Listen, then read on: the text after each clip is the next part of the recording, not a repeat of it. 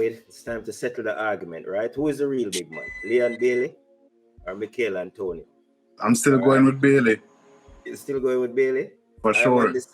I am undecided. But we're going to resort to oneversus1.com and we're going to compare the stats in detail and come to our own conclusion. How would that sound? That's fair enough. All right, let's go.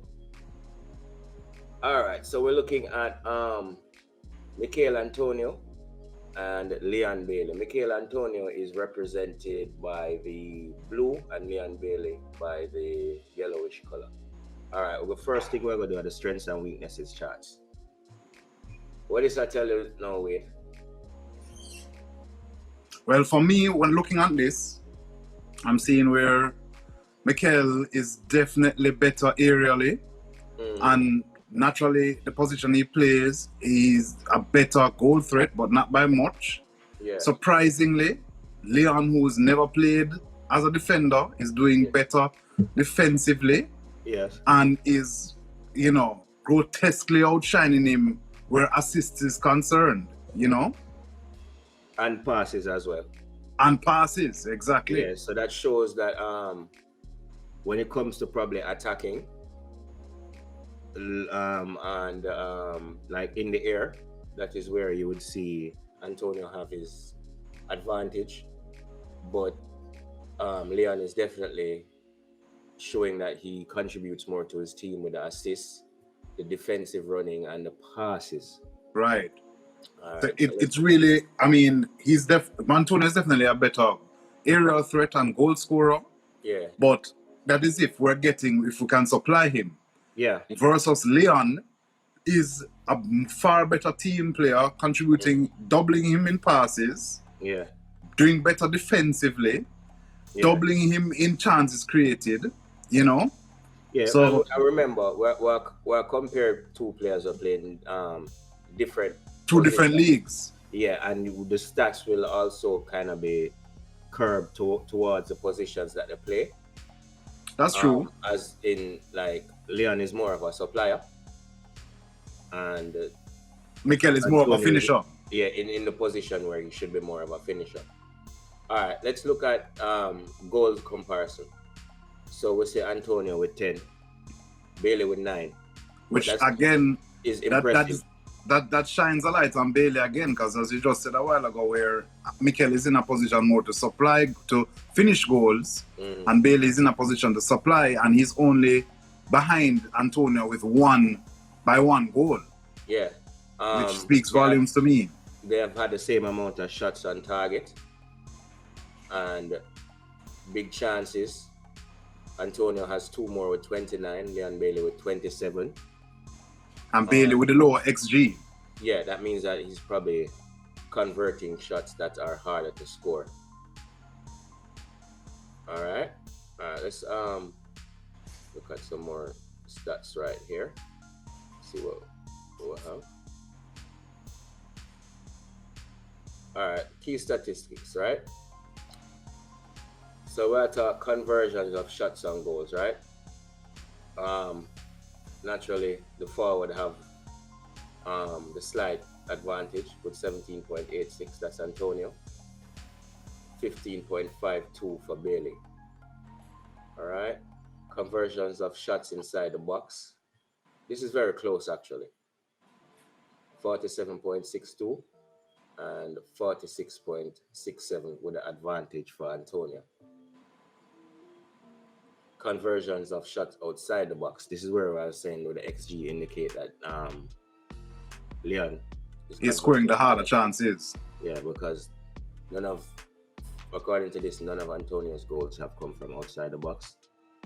And Leon is scoring a quarter of his attempts from outside. Yeah, and that is very impressive. Very impressive. All right. We already said it's 10 to 9 goals, 5 to 8 assists in favor of Leon.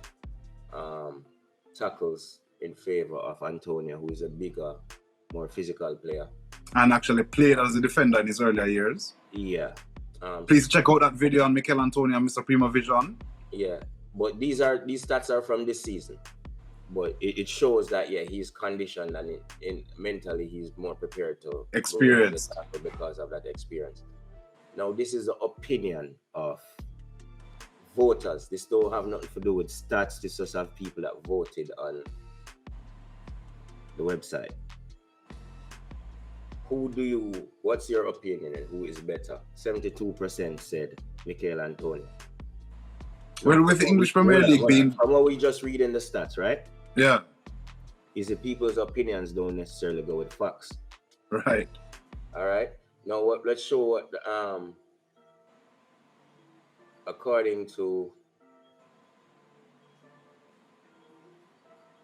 1versus1.com for 2020-2021, Michail Antonio receives a 1v1 score, index score of 72 out of 100, while Leon Bailey receives an index score of 75 out of 100. So while the players are close, the stats show Leon Bailey have the slight advantage. What's your opinion on that, my friend? Well, I just think it just goes to show that the English Premier League is the most popular league in the world, you know, and he's a more household name than Leon Bailey is, you know. So that is why his player rating is higher in the viewer in the vote. Perspective of the fans, right? But the stats don't back that. Definitely not. And not to how the vote is skewed. It should be closer based on the stats. Yeah, but it's not a big gap. But you know what the advantage is? Both of them play for Jamaica. So we'll leave it there. Well said, well said, well said. Championship playoff, my boss. We know he had deal with Premier League, but a championship we deal with now, right? Some games were played today. So Brentford came from behind to beat Bournemouth 3-1 to advance 3-2 on aggregate, and Swansea drew 1-1 with Barnsley, and so they would advance 2-1 on aggregate. So we're having the final that we predicted, right? Predicted right here, Mr. Primo Vision. So we have Jamal Lowe versus Mr. Pinnock. Yeah. Just like you said. Yeah. You know? So it's what? May 29th. I think it's 9 a.m. is the final. What are your thoughts? Well, definitely one to watch for sure. Mm-hmm. You know, I wish both gentlemen all the best. Yeah. I'm going to just give out my biases from now. I think Swansea has the edge. Yeah. But I'm not going to count out Barnsley. I mean Brentford. To me, I think it's going to be an evenly matched final. I am kind of biased towards Brentford because I watch more of their matches. But with that saying, do I necessarily want them to win? Maybe not, because I think their players have a better chance of being bought into the Premier League. They have a younger set of players with a higher ceiling than a lot of the probably Swansea players. I don't know the Swansea squad that well. I think this is probably the safest route for Jamal Lowe to enter the Premier League. So that's why I'm kind of lean towards Swansea. Just because I want to see Lowe play in the Premier League. I think him deserve it because he's a quality player. You understand? Yeah, for sure. Yeah. And it would have benefit we as well for him get that experience. Why I say that is because I believe like Ivan Toney will be bought. Chances are Ethan Pinnock will probably move to a Premier League club. Like any other clubs that have gone up, if they might look for a central defender, they would have probably so Pinnock is, you know what I mean? Yeah. It's a viable option. With that being said, we'll move on to the local football, all right? Yes, sir. Which has been announced that it's going to be back. Yeah, so they must say the Professional Football Jamaica Limited, right? PFJL, has confirmed that the 2020-2021 season for the Jamaica Premier League will kick off on June 26 and end September 26. It will be a round-robin format with each of the 12 teams playing each other once. The top two teams at the end of the campaign, will qualify for the semi-finals, while the teams that finish 3rd to 6th will compete in another round-robin format for the last two semi-final spots. The teams that finish 7th to 12th in the table will also play another round-robin format campaign for the seeding for next season. What? I don't understand any of it. In terms of, it don't make sense. I've never seen a league set up like that, but our league is not typically set up anyway. I think it's just to play ball, give something for the fans, keep them interested. I think that speaks to why they're not going to have any relegation this season, because I don't think they're taking it seriously, obviously.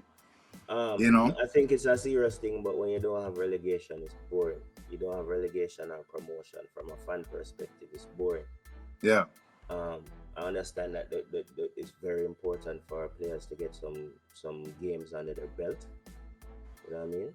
Yeah. If players are going to improve them game or even look for move on to foreign leagues, them have to play locally. In terms of some of the changes or some of the stipulations, I can run through a couple of them if you want. Sure. Let's do that. I'm gonna start with thing there. There'll be no fans in the stands. We already knew that, right? Right. Safety protocols demands that. There'll be 4 sanitized venues: Sabina Park, Stadium East, and the Horace Burrell Center. The primary venues will be Sabina Park and Stadium. Stadium East and Horace Burrell Center are like the backups, right? Okay. Like we said, there will be no relegation or promotion this season. In terms of the vaccination process, they said that's ongoing. This is ongoing, which I don't know. I don't have much faith in that. Yeah, that's right. Shaky. That should be something that's complete before. And if you've been following up on that, India's been a #1 supplier, and they have cut off all exports of vaccines because of their crisis. So where are we getting it from? So that's a good question. That's probably a topic for a whole entire show. What else we have here now? They said testing will take place at the start of the league and will continue throughout the season. No details as to what kind of tests, because you know you have different kind of tests, right? Right. The training venues will be inspected so that they can get approval, so clubs can start training. So for this, I take it to mean that they don't start training yet. Would really love some clarification on that. And they say most venues have been inspected and approved. There's just a few more out of the 12 clubs have to be done. The production and broadcasting rights will go to Sportsmax. They're not find a radio broadcast partner yet. Before you even touch on the broadcast partners, I just want to highlight where the COVID procedures are concerned with the players. Yes, we hear that they're supposed to get vaccinated. Yes, we hear that they're going to be regular testing. But like the other leagues, their players had very strict movement, right? Very restricted movement, and they had to report every step of the way. You mean the COVID bubbles? Right. Yeah. I don't hear anything like that in this case. Yeah, we're definitely going to need some further clarification on how they plan to go about the safety measures. If it's just a thing where it's just we say we're going to put some measures in place and then we'll just wing it, or is it going to be stringent and some sort of organization to the thing, you know what I mean? It's a test and pray plan, man, or no, aka TP. I'm not going to approach it negative. As Jamaicans, we tend to take the negative route first, but let's see, because at the end of the day, it's good to have local football back. You know Amen. Amen. Especially for the players who need to earn a living. All right, let's go back and yeah. So we're the now production and broadcast, right? Right. Sportsmax, and them don't have a radio broadcast partner yet. I guess we can talk to Gat when probably next week. Yeah, hopefully. And follow up on that part. The sponsor, new sponsor. Digicel. So it go under the team now, the Jamaica Premier League, powered by Digicel. Yes. You know what I mean? So that are the basic wrap up on the changes. There are more things to be announced, and according to the press conference, us fans have to just keep our ear open, and we will be filled in, right? All right, now. I have an issue with team selection now for the last Reggae Boyz squad, my bro. And what's that issue? You know I'm a man when I like to do my research, right? Amen. We'll call up a couple new players. New overseas players, I should say, in particular. Blair Tergat and DILLON Barnes. I go through the stats for both players. In my opinion, I believe that Blair Tergat deserves his chance. He's a man that when he gets a chance, he performs well. He's a bit of a journeyman and has played for quite a few clubs, but he's a youth where, as from what I read and what I see of his journey, it shows a certain amount of determination. And he talk about a youth that was an England youth player through most of the youth system. He had a little legal trouble when he was younger.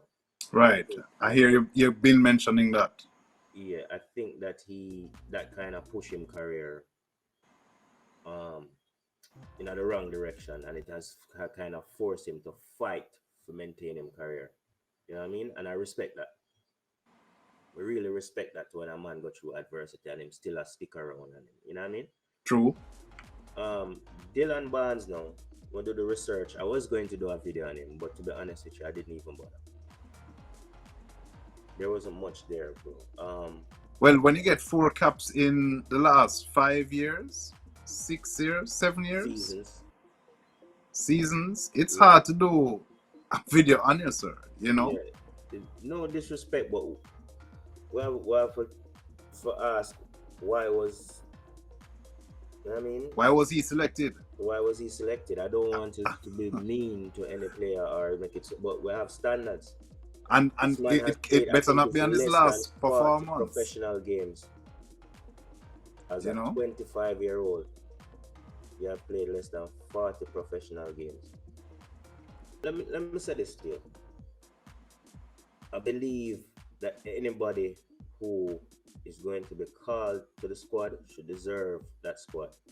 Deserve to be in the squad. 100%. But not biased against the player, and I believe that most people deserve a chance. And we have goalkeepers in our league who actually have the track record to evaluate, to deserve a space. This man is inactive, bro. 39 games for a 25-year-old. And his last activity is horrible. Yeah? You understand me? So we have a lot of questions there. Yeah, it don't even worth bringing up the stats for to look at, because there isn't much there. Like, is this fair to some of the other local? We might as well bring in a local man, bro. Definitely. You understand? Them not play neither, but this man is inactive as well.